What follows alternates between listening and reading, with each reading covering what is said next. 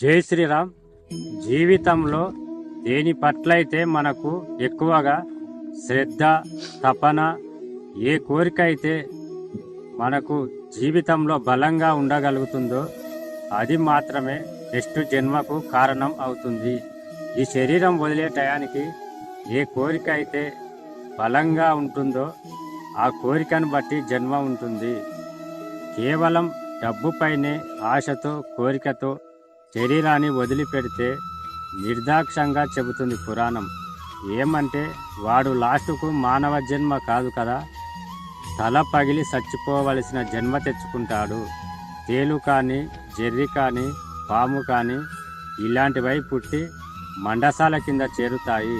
ఆ డబ్బులున్న చోటుకొచ్చి దానికి కాపలా కాస్తూ ఎవడో వస్తాడక్కడికి, అమ్మో నాది పట్టుకపోతాడేమో అని బయటికి వస్తాడు. కర్ర పెట్టి తల పగిలేటట్టు కొడుతూ ఉంటారు.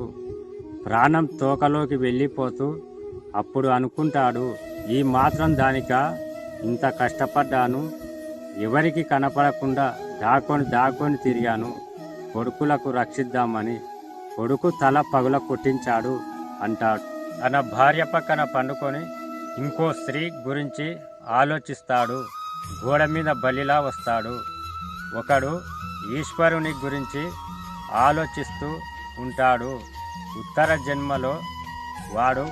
జన్మలో హాయిగా ఒక మహా పండితుని కడుపున పుట్టి ఏ లోటు లేకుండా 7 వచ్చేటప్పటికి అపారమైన పాండితి ప్రకర్షణతో ఐశ్వర్యానికి ఏ లోటు లేకుండా 10 మందికి పెడుతూ తాను తింటూ భగవంతుని గురించి చెప్పుకుంటూ సార్థకత పొంది ఈశ్వరునిలోకి వెళ్ళిపోతాడు.